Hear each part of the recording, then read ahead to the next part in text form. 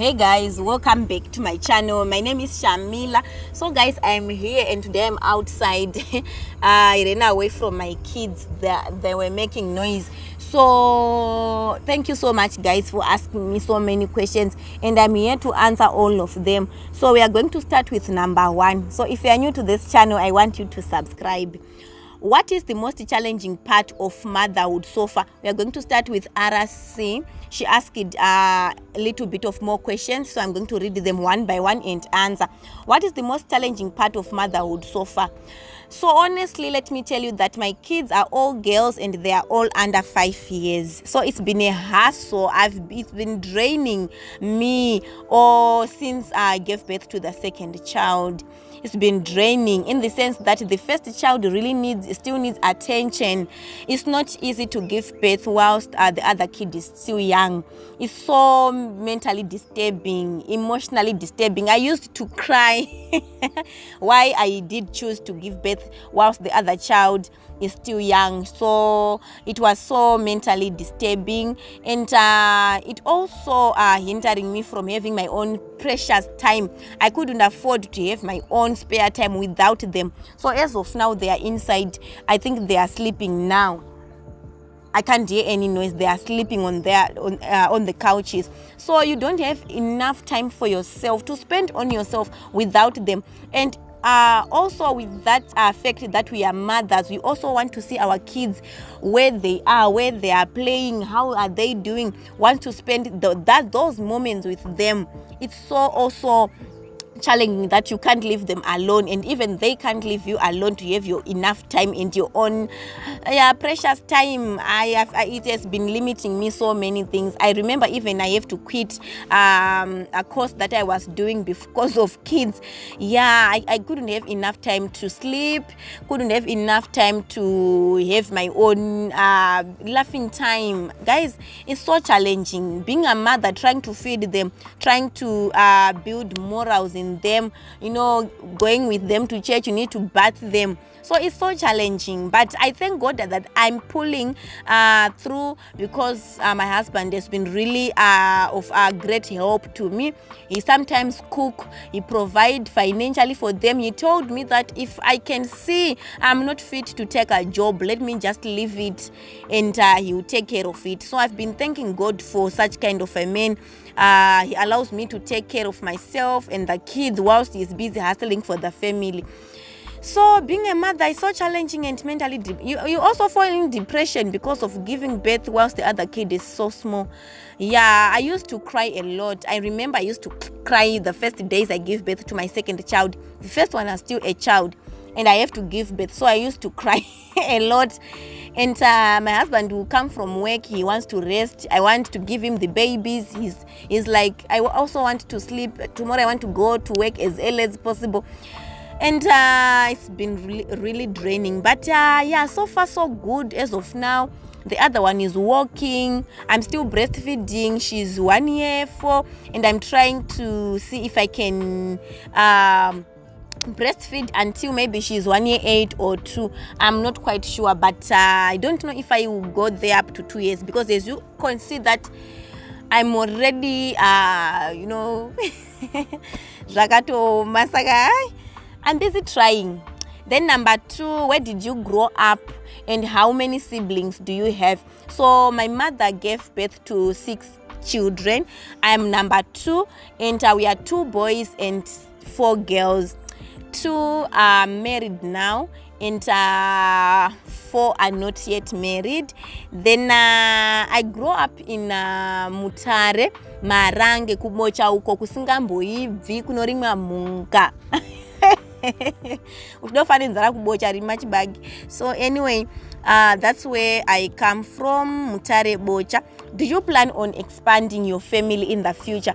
Truthfully, myself and my husband, we have been discussing this issue for long now, and we told ourselves that what we have now in terms of wealth and money is enough to take care of 2 kids. We can't say it's enough. We are really struggling to take care of these 2 kids.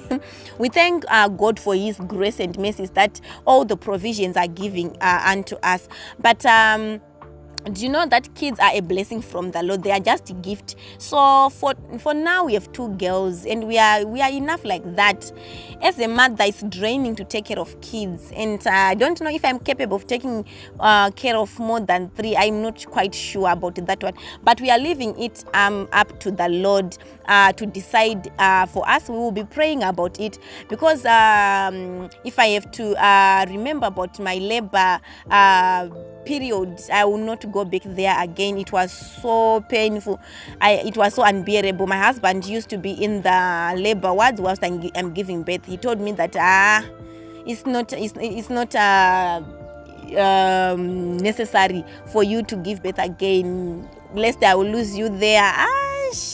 So we are not quite sure see what we are going to do, but for now we are good with 2 kids. Maybe you can ask if we don't want a baby boy. For us, we don't differentiate girls or boys. I thank God I got a husband who don't differentiate babies. We got girls both, and he's happy about it. I can say I'm not quite sure about his heart thoroughly, but what I see and what I know and what I've come to understand, he have never said anything about having boys. Only relatives, though they are the ones who say, what if now you don't have a boy? Yeah, you need to give birth again. You guys leave me alone in peace. We are quite good. Sometimes I become emotional when we talk about having a baby girl and a baby boy. We don't create girls or boys. Only God give children as gifts, and He gives us according to what He sees fit for us. So don't try to come and tell me you need to give birth to a baby boy. Okay. I don't need to talk much, because when we talk about kids, I got so emotional. So we are good with 2, unless God give us a surprise. But for now we are good, and we are good. We are able to support the size of the family that we have now. And there's this proverb which says that 1 child is little, 2 kids are not enough, 3 kids are good. That's a proverbs, and that's a big lie. What if you have more wealth and more money to take care of more than 20 kids? Just give birth. Yeah, as long as you are capable of taking care of so many kids. What we don't want is to give birth to kids who suffers along the way. So we will see how God take our family. So how is your new house build coming along? So it's been a struggle as of now, but we thank God that my husband is really taking care of it. He told me not to think about building a house. He told me not to think about where we'll get money from. I thank God for that. He just told me that I need to take care of myself and my family and my kids, and you will take care of building the house. What more do I want to ask for? So I've been documenting the way and the way we are building the house. I've been taking pictures, some small videos. When the time comes, I will show you all the clips. But for now, it's been going very well. We are building the walls, trying to balance all the things. I'm just listening if the baby is screaming.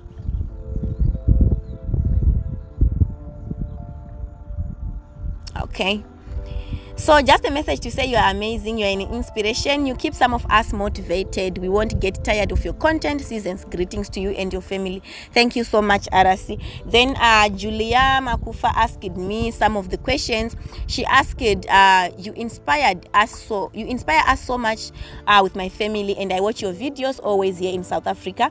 I admire your life and where you stay. You have everything that a person might look for in the city, but there you are enjoying Kwamuri Coco, which is great.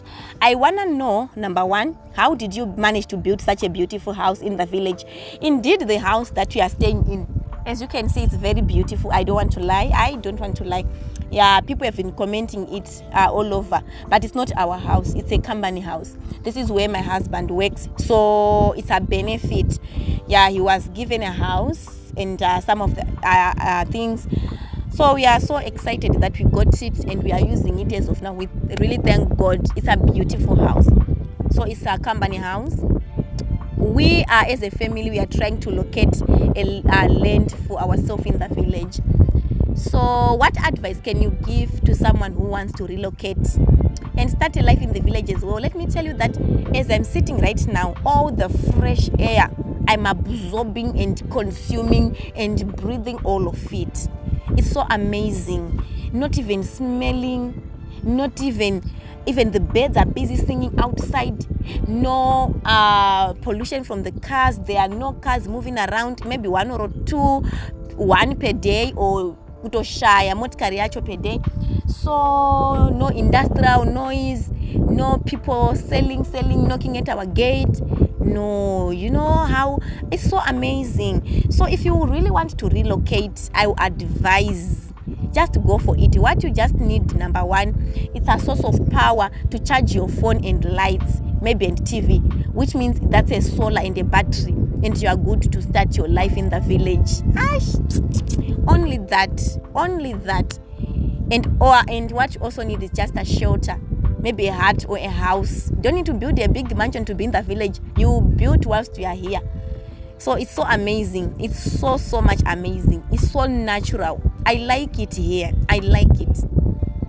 Where do you come from? I come from Marange, Mutare. That's where I come from. I have mentioned it earlier. So Lavender also asked me, I want to live a life like yours, away from the city chaos. That's very true. We ourselves, we go to town once, and that day for us is so stressing. It's so stressful. So we go to town once. But I just wonder, do you have close friends around? I can't say I have close friends. What I can just mention, I have a community of people to talk to. If I go out of the gate in the village, I've got so many people to talk to, but I don't have close ones. Maybe I can say one, but she don't stay in the village. Yeah, I can say, let me say I just have a community of people to talk to, because we really need people to live. We really need people to survive. So I have a lot of community, a lot of people to talk to. Do you hang out with friends? No, I don't hang out with friends, and I have never asked myself such kind of a question. I don't have people to hang out with, but going where? To the river, to the mountains. We usually go with our city friends. Yeah, we still have city friends, so they come and then we go out. Yeah, here in the village they don't even plan or think about going anywhere. Do you ever feel lonely in your compound?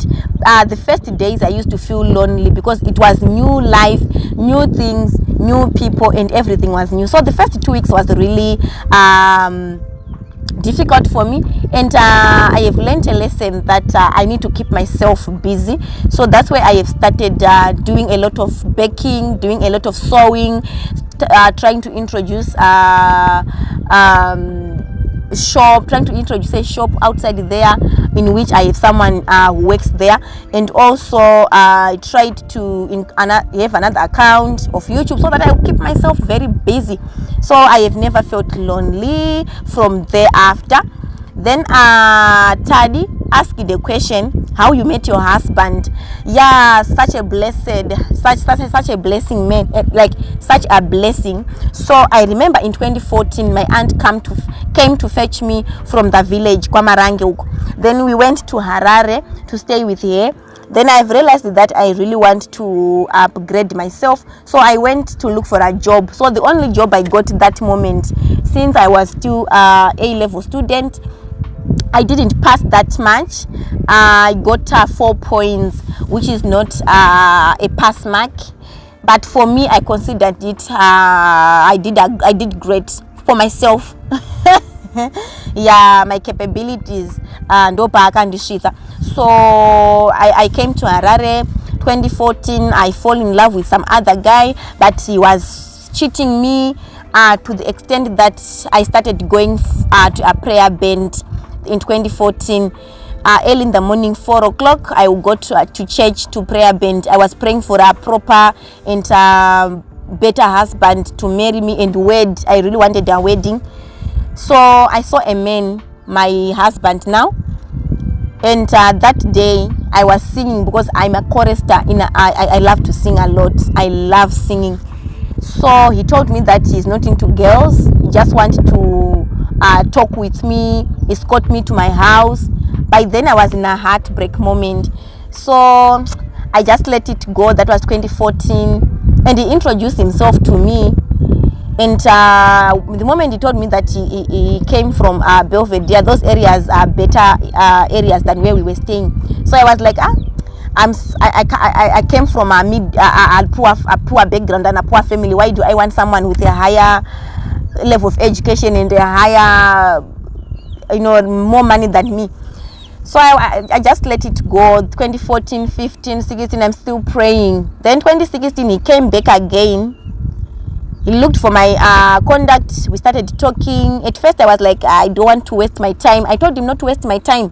Look for someone else who fits you, who has maybe a diploma and a degree, who works, such kind of life. And he told me that I love you. That was in 2016, 28 June.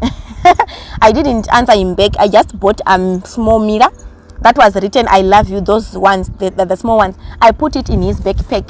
So when he went to work, there he find the answer. We were so happy from 28 June 2016. Got married 2017 December. The following year, August 5, we wed, and I'm so excited. He hasn't changed until now. So I prayed and I wrote down everything. So I prayed, then I wrote down everything I wanted from God, and then he answered me. Except that I wanted a tall man, but God gave me a shorter man.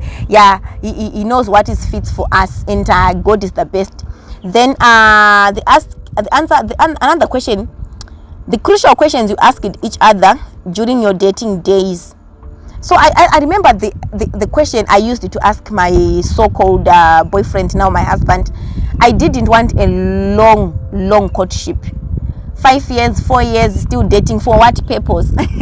So I told him, we want to write a novel of our life, but it has to end. The courtship has to end, and we need to start life. So if you are not serious, please just move on. So he told me he's serious. That's a question I asked it. I didn't want anyone who was going to spend much time trying to read me, trying to what are you trying to read on my life? Just peruse and go. I didn't want that long courtship, 4, 5 years, 3 years. No. I wanted something serious, because I was really praying and I was busy asking God. So how I knew he was the one, when I started praying, I told God, when I met a guy, I was going to tick my points. So if they go above 5, I was going to give it a try. That was what I was doing. So he was the first man I tried. Soon after I was talking to God and praying, I just tried him first. I was like, let me try, test the waters. If it doesn't match, I was going to cancel. So I also asked him if we are going to start our own life, fresh life, not away from the relatives, but I wanted to rent one room for me to see if I'm mature enough to handle a family. So he told me it's okay. So on agreement, we just move out from the parents' house from the wedding day. Then that's what I really wanted.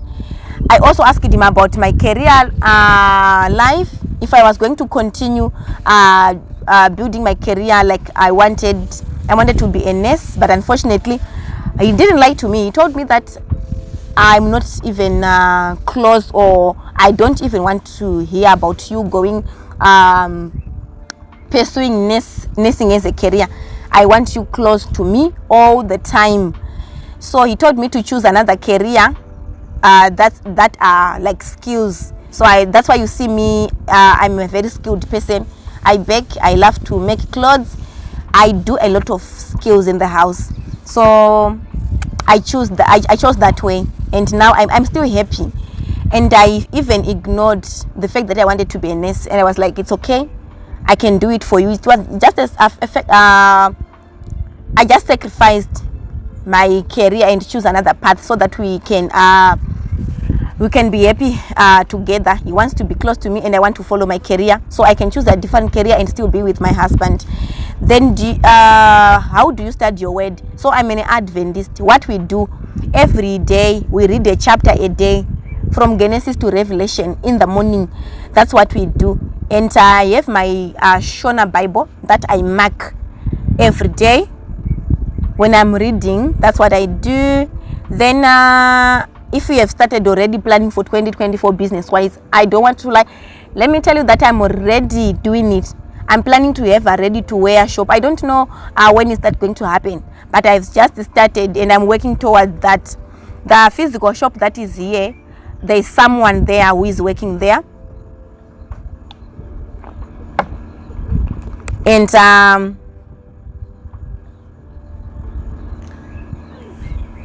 I'm busy planning on starting a ready to wear online business, kids Ankara wear. I love that. Then Fortune says that I feel motivated. I have one child and I'm struggling to balance everything.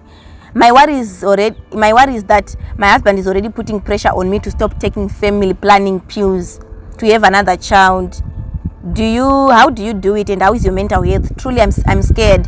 What I can just say is number one, for you just need to let your husband know that you are really struggling even with the first child. I don't even know how old is the child, but from the comment it seems the child is still young.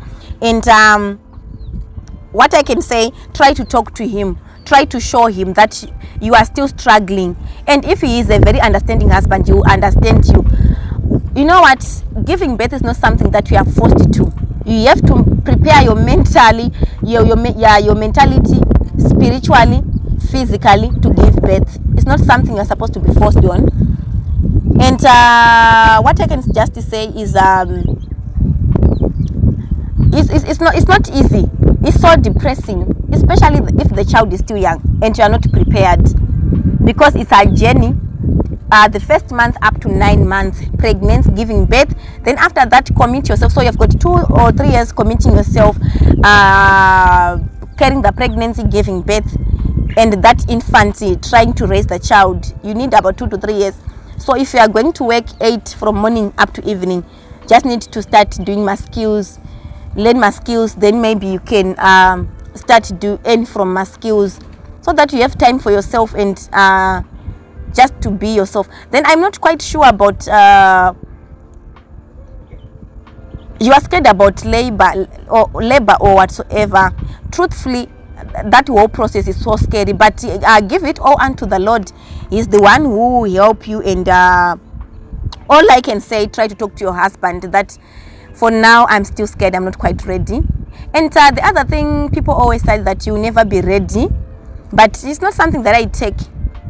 You have to wait until you say to yourself, now I can do it. Maybe the child is lonely now that he or she needs a friend, and your husband, try to be in your husband's shoes and see from his own perspective. And also your husband needs to wear your shoes, and he also needs to stop giving you pressure, because guys, it's not good. It's not good. You need to prepare yourself mentally to start having the child, because it's going to affect the child once you carry the pregnancy. Thinking about labor, thinking about what am I going to do, don't carry the pregnancy while you are while you are under pressure, or while you are so stressful. It's not going to be good for the child. It's going to affect you. You are going to be depressed. So try to talk to your husband about, maybe wait a little bit until you are ready.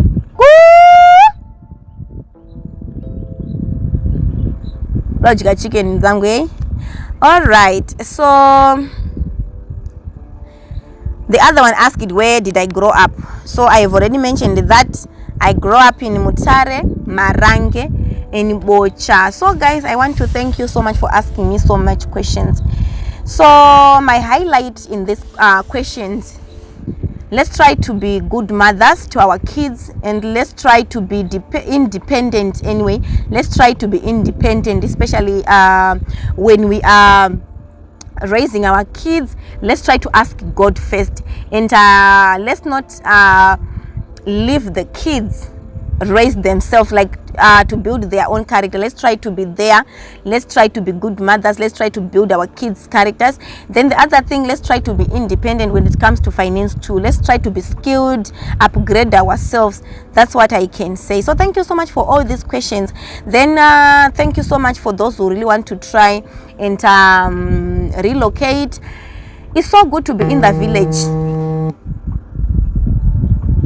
It's so good to be in the village. It's not stressful. It's just good. Just need a source of power and food to eat and be content. So until in our next interesting video, hey, stay tuned.